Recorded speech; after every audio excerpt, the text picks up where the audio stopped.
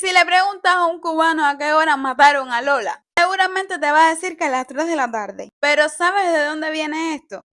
Pues acá te doy el chismecito. Su nombre real fue Dolores Oropesa, una bella joven cubana que se vio obligada a ejercer el trabajo más antiguo del mundo. No lo puedo decir porque a YouTube no le gusta que digan eso. Como solía sucederle a las mujeres que practicaban este oficio, sus clientes solían ser algo celosos. Pero uno de los que más destacaba por estos celos fue un médico reconocido de La Habana que se negaba a verla con otro hombre. Un día, en un ataque de celos y justo a las 3 de la tarde, le puso fin a la vida de Lola. Le clavó un puñal en el medio del pecho. Le dio fuertísimo. El hecho trascendió cuando Grau San Martín, presidente de aquella época, estaba en medio de un discurso y al terminar miró su reloj y dijo: coño, son las 3, la hora en que mataron a Lola. Ponme la mano aquí, Macorina, pon, pon, pon. Si eres cubano, seguramente has escuchado esta canción al menos una vez. Pero ¿sabes a quién debe su nombre? Pues acá te doy el chismecito. María Calvo Noduerce, más conocida como la Macorina, nació en Guanajay, por aquel entonces Pinar del Río, en el año 1892. Con solo 15 años huyó con su novio hacia La Habana, en donde muy pronto empezaría a ejercer el trabajo más antiguo del mundo. ¿Tú sabes cuál? Pero no te creas que acá mi Maki era una cualquiera. Elegía selectivamente a sus clientes y llegó a convertirse en una de las más finas y elegantes de su época. Se codeaba con los poderosos, incluido el presidente de ese tiempo. Y fue la primera mujer en obtener la licencia de conducción aquí en Cuba. Así que se paseaba por toda La Habana en su convertible rojo, lo cual desató comentarios de su vida alegre y se hizo tan icónica que hasta le escribieron 2 canciones. ¿Sabías que Carlos III de España intentó ver la fortaleza de la cabaña aquí en La Habana desde su balcón? ¿Me quieres ver la cara de estúpida? Acá te doy ese chismecito porque se dice que cuando en 1774 el rey Carlos III de España fue informado de que habían terminado las construcciones aquí en La Habana de la fortaleza de la cabaña, pidió un catalejo. Pues decía que una obra tan grande y costosa y que demoraba tanto tiempo tenía que por fuerza verse desde el balcón de su palacio en Madrid. ¡Ay, Dios mío! ¿Qué es esto? Así que con eso nos podemos imaginar que la construcción debió salir como un ojo de la cara y del que no está en la cara. Obviamente esta cifra no la conoceremos nunca porque ni los historiadores han podido dar con la cifra exacta. Querido Carlos, nunca se iba a ver desde Madrid.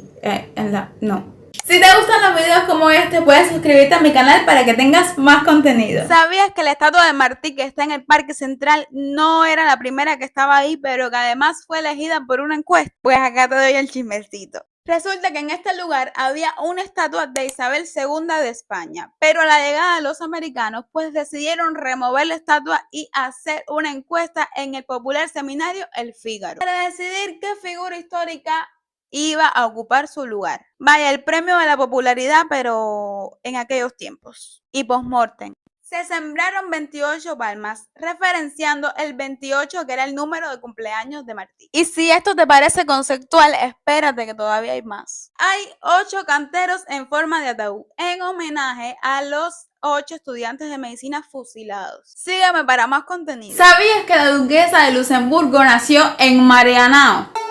Pues aquí te doy el chismecito. María Teresa Mestre nació en La Habana en 1956. Sus abuelos poseían extensas propiedades aquí en la isla. Obviamente la fiesta se acabó cuando llegó la revolución. ¿Pero qué ha pasado? Conocí al duque mientras estudiaba en la Universidad de Ginebra, amor. Con la pena, I'm sorry for everybody. Al duque le gustó el sabor latino. Y bueno, de ese matrimonio salieron 5 hijos y 7 nietos. Así que ya sabes, amor, puedes estar tranquilamente hoy en Cuba y mañana levantarte siendo la duquesa o la reina de Inglaterra. Vas a explotar como Gafunga o morir como Gafunga.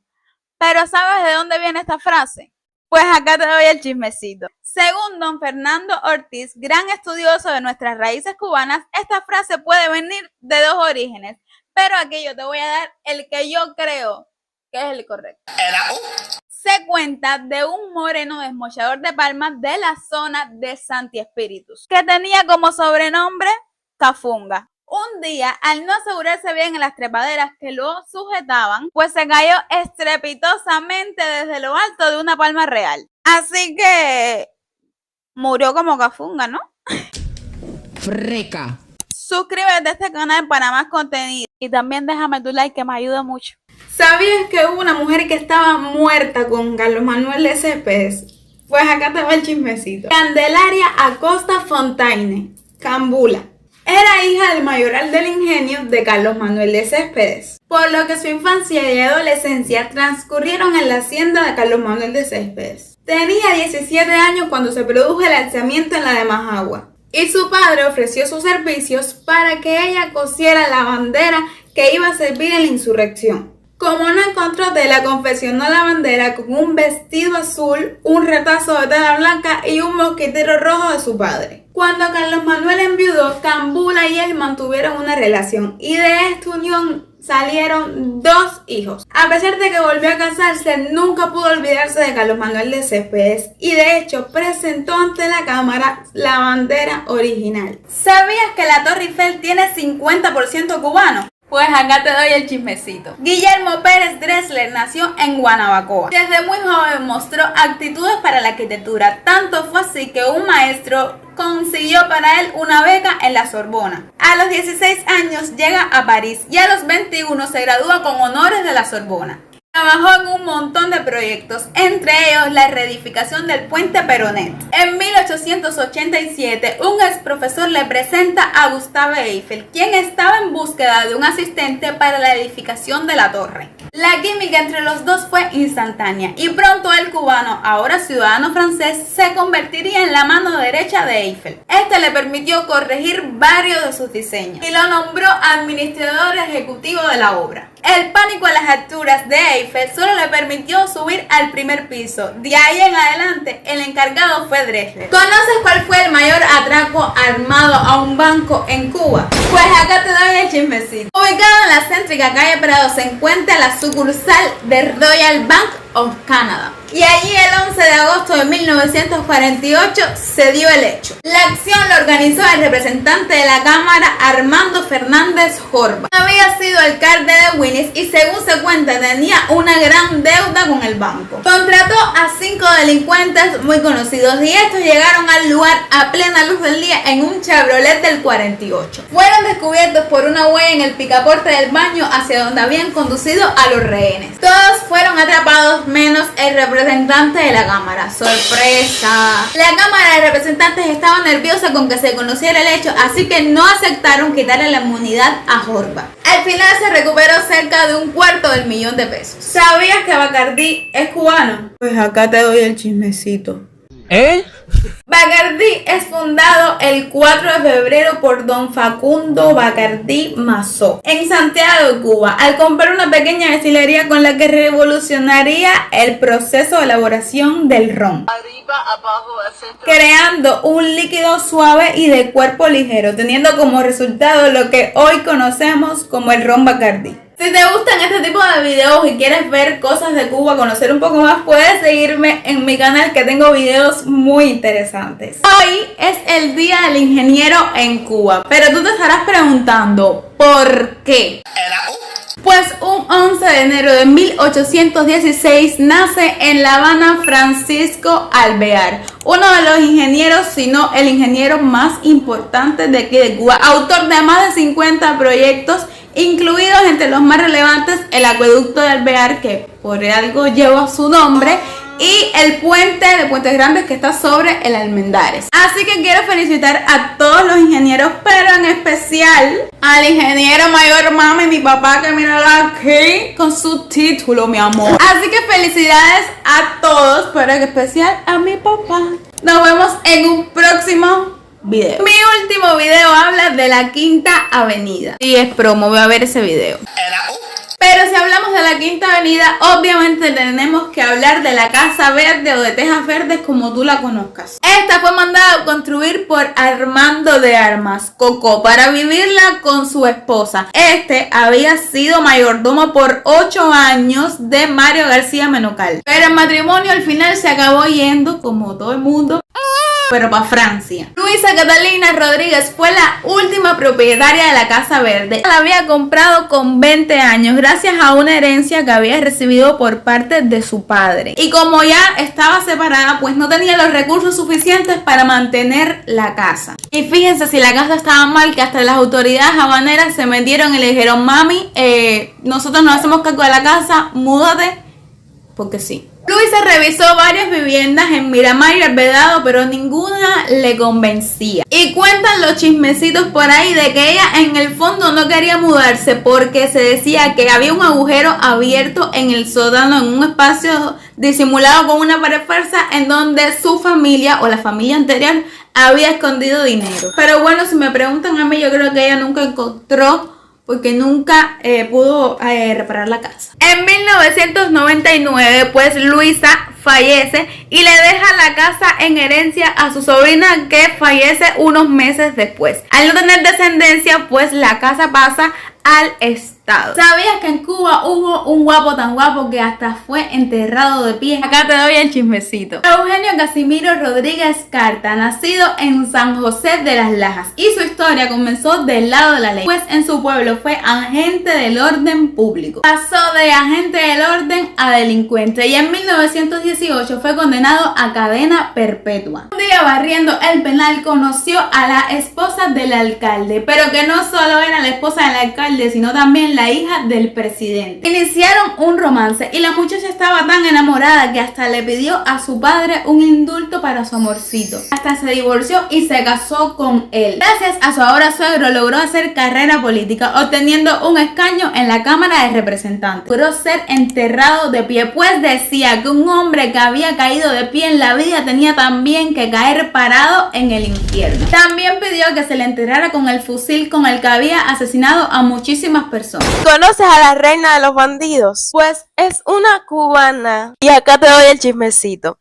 Tina Morejón, la reina de los bandidos, inició su vida en el bandidaje por allá por Villa Clara. Y al principio sus robos eran de poca monta, pero cuando fue ganando confianza, mi amor, armó su propia banda de ladrones. Se cuenta que un día preparó una emboscada en uno de los caminos y por allí pasó don Silverio, un joven terrateniente. Se le exigió un pago bastante alto y como este no podía pagarlo en ese momento, pues le iban a dar. Pero Tina, cuando vio a ese hombre, dijo: no te lo voy a permitir. No me lo vas a desvincular, no lo quiero. Mantuvieron un amorío y bueno, ella fue apresada porque siguieron a este hombre, pero él pagó buen dinero para que no la mataran, solo la exiliaran. ¿Sabías que la primera mujer en ejercer la medicina en Cuba no era cubana, pero que además era un hombre trans? Pues aquí te doy el chismecito. Enriqueta Faves nació en una familia de la burguesía de Lausana, Suiza. Estudió medicina en la Sorbona, adoptando la vestimenta y la identidad de su esposo difunto. Se destacó como cirujano en las guerras napoleónicas. Y tú dirás, ¿cómo llegó una suiza a Cuba? ¿Qué tiene que ver con Cuba? Pues después de las guerras emigró a Cuba, concretamente a Baracoa. Pero cuando llegó a Cuba ella dijo: ni una Enriqueta más, a partir de hoy soy Enrique Faves, y así se dio a conocer. Durante su estancia en Baracoa se casó con una mujer pobre de la zona, Juana de León, pero esta sí sabía que ella era mujer. Algún tiempo después iniciaron las sospechas y la detuvieron y sometieron a juicio, en donde se declaró, dijo: sí, I'm a woman. Fue condenado a una pena de prisión en La Habana. Todos estamos totalmente de acuerdo en que los zoológicos son todo lo que está mal en el mundo, a menos que sea de esos que tienen enfoque de conservación y protección de animales. Pero aquí te voy a contar un poco del zoológico de 26, o sea, el zoológico que está en plena ciudad. Fue inaugurado el 24 de octubre de 1939 durante el gobierno del presidente Federico Labredo Bru. Se ubicó en la finca y vivero La Rosa, que era propiedad del Ayuntamiento de La Habana. Hace poco fui al zoológico y obviamente te documenté todo en un video que lo puedes ver aquí abajito. Hay pocos animales y los que están buenos, no es que estén saltando de alegría tampoco. Pero si vamos a ver el lado positivo de que Cuba no tenga dinero para tener nuevas especies, significa que estas poco a poco irán falleciendo como es natural en la vida y tarde o temprano el zoológico desaparecerá. O por lo menos este tipo de zoológicos, porque les recuerdo que en Cuba hay otro zoológico, pero es totalmente diferente a este. Ponlo como Matías Pérez. Pero ¿quién fue Matías Pérez? Y sobre todo, ¿qué le pasó? Pues acá te doy el chismecito. Matías Pérez fue un sastre y toldero portugués que se trasladó a La Habana, en donde inició un exitoso taller de marquesinas y toldos. Compró el globo por 1.200 pesos y pidió permiso por escrito al capitán general de Cuba en ese entonces. El primer vuelo tuvo lugar el 12 de junio de 1856 con excelentes condiciones atmosféricas. Y el segundo vuelo, y el último, tuvo lugar el 29 de junio del mismo año. Los periódicos locales informaron que el viento estaba bastante fuerte, así que Matías Pérez decidió retrasar el ascenso. La paciencia parece que no era una virtud de nuestro Matías, así que finalmente decidió ascender al atardecer y no se le vio más. Así que en Cuba esta frase indica a alguien que se fue y nunca regresó. ¿Realmente María Mantilla fue la hija de Martí? Pues acá te doy el chismecito. Cuando José Martí y Carmen Millares se conocieron, ambos estaban casados. Y en aquellos momentos, mi amor, no era como que te pudieras divorciar. El 28 de noviembre de 1880 nace María Mantilla. José Martí siempre llamó a María Mantilla mi niña, y además llevó un medallón donde tenía la foto de esta. Muchos amigos de Martí sostenían que María Mantilla era su hija, pero sobre todo Gonzalo de Quesada, que era su secretario. Según se dice, Martí nunca lo confirmó, pero la propia María Mantilla en 1959 declaró mediante una carta que sí, mi amor. Básicamente en la carta decía: yo, como usted sabe, soy la hija de Martí. La carta fue con Quesada. Este respondió: todos sabemos que usted lo es. ¿Qué crees de este chismecito histórico? ¡Tengo miedo! Este payaso fue trompoloco, y la verdad que, aunque a mí me da un poquito de miedo, en su época arrasó. El personaje vio la luz en un programa infantil hecho por la CMQ que se llamaba Chiquilín. Tuvo muchísima aceptación entre los niños, cosa que no entiendo, porque si yo veo a ese payaso con esa cara, da un ataque. El actor tras este personaje se llamó Edwin Fernández y marcó un precedente para los payasos de ese tiempo. De hecho, la carpa Trompoloco es la carpa más famosa de aquí de Cuba. Si has escuchado el Pedernal de Bartolo y te preguntas de dónde salió esto, pues acá te doy el chismecito. En el año 1956 y en Ciego de Ávila se celebraban los carnavales. A uno de los habitantes se le ocurrió decorar la calle Honorato Castillo con hojas de plátano. Y cuando terminó, colocó un cartel que decía: "Hace a bailar y a gozar en el platanar de Bartolo". Se dice que estos fueron los mejores carnavales y además los más largos, durando 45 días la fiesta. Se supone que el autor de la fiesta se llamaba Bartolo, pero no está comprobado. Cuando dice Pedernal de Bartolo se piensa en fiesta y pachanga. El Héctor Rosell fue el autor del tema y uno de los que tocó en los carnavales. El tema se popularizó en La Habana, cantado por Ibrahim Ferrer. Y me despido, recuerden gozar como en el Pedernal de Bartolo. ¿Conoces la historia de amor de la novia de Malanoche? Acá te doy el chismecito. Los protagonistas de esta historia son Enrique Loinaz y Consuelo Álvarez, y Malanoche era una prefectura en las montañas de la zona de Oriente. En esta zona se conocieron y rápidamente se enamoraron. Pero llegaría el momento del adiós, pues Enrique estaba luchando en la guerra de independencia. Acordaron verse cuando esta terminara y ahí se casarían. Durante la guerra se mantuvieron en comunicación, pues era carta para aquí, carta para allá. Y la guerra terminó, pero Enrique no cumplió su promesa, o al menos no inmediatamente, porque regresó a Malanoche 3 años después de que había terminado la guerra. Cuando se encontraron, eso fue pero ella ya no quería casarse con él, pues había incumplido su palabra. Mi amor había tardado 3 años y ya ella no quería. Este se había prometido para ella no casarse mientras su madre vivía. Consuelo nunca se casó y al morir su madre quedó completamente sola. Viví mi momento Bridgerton en esta lujosa casa, la casa nada más y nada menos que de María Luisa Gómez Mena y Villa, condesa de Revilla de Camargo, una de las mujeres más ricas de Cuba antes del 59, aunque solo pasaba en la isla los 4 meses de invierno porque el resto se lo pasaba en la Riviera Francesa, París, Nueva York y en otros lados del mundo. Tenía su soberbio palacete en 17 y E. Hoy en día este es el Museo de Artes Decorativas y está lleno de reliquias porque ella era una coleccionista empedernida de arte y de cosas caras, amor. Fui al museo y te documenté toda mi experiencia. Este es Rosafet el Toro. Y si has ido a Boyero o a la feria de Boyero, seguramente has visto esta estatua, pero no te has preguntado de qué y por qué. Esta escultura es en homenaje a este tesoro cemental que fue vendido por Canadá a Cuba en 1961.